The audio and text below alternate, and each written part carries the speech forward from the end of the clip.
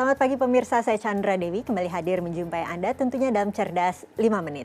Dan pagi ini kita akan membahas seputar memilih asuransi kesehatan syariah. Di studio Metro Manulife saya telah ditemani oleh Ibu Yeti Rohyatini, Head of Syariah Unit dari Manulife Indonesia. Selamat pagi Bu Yeti, Assalamualaikum. Waalaikumsalam warahmatullahi wabarakatuh Mbak Andra.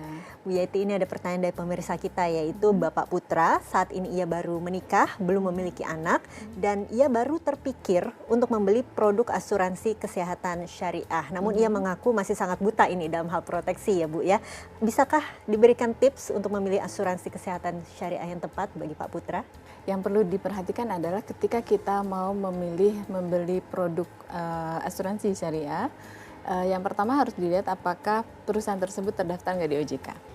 Kemudian yang kedua, lihat lagi kekuatan keuangan dan sebagainya. Ini penting karena agar kita merasa nyaman diproteksi oleh pengelola yang menyelenggarakannya secara proper gitu ya.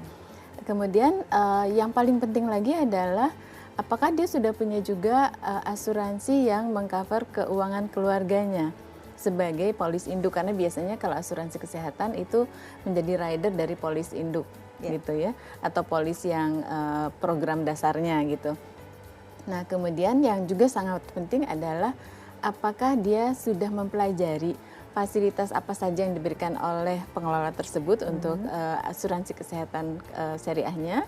Kemudian apakah ada batasan-batasan yang mungkin menjadi hambatan ketika dia akan mengajukan klaim, karena itu harus semuanya transparan di depan. Jadi harus diketahui fasilitas apa yang dimiliki, benefitnya sesuai dengan yang diharapkan atau tidak, dan yang terakhir tentu aja harus diukur kemampuan membayar kontribusinya. Oke, tapi sebenarnya jenis perlindungan kesehatan apa saja yang bisa kita terima jika kita membeli sebuah produk asuransi kesehatan syariah, Bu? Iya, pada umumnya asuransi kesehatan ini adalah rider atau tambahan dari proteksi program dasar. Pada umumnya begitu. Walaupun ada juga yang khusus dia mengelola untuk asuransi kesehatan saja. Nah biasanya kalau yang seperti itu yang ditanggung lebih kepada untuk rawat inap di rumah sakit. Jadi kalau menderita penyakit atau mengalami kecelakaan harus rawat inap di rumah sakit, nah maka program ini akan mengcover untuk semua biaya-biaya yang timbul.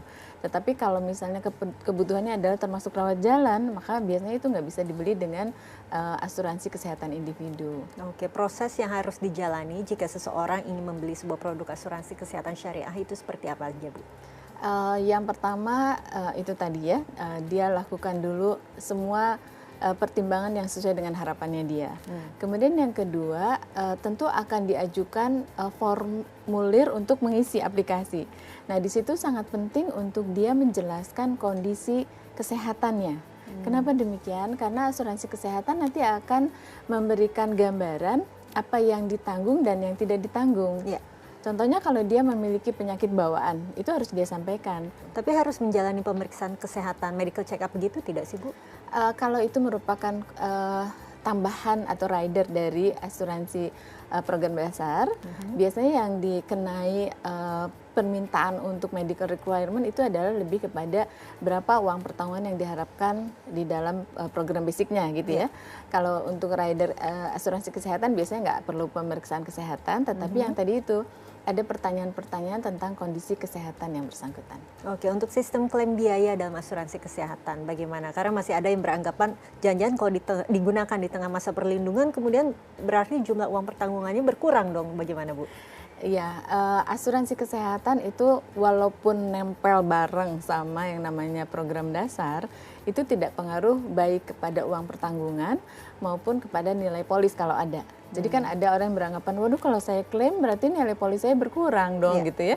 Itu enggak, jadi asuransi kesehatan memang dia membayar tabaru sendiri untuk proteksi tersebut. Jadi kalau terjadi klaim, maka yang akan terkurangi adalah semua dana tabaru yang dikelola oleh perusahaan itu untuk membayar klaim orang tersebut.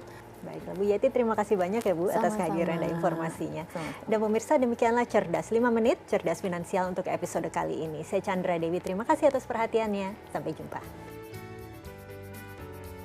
Dipersembahkan oleh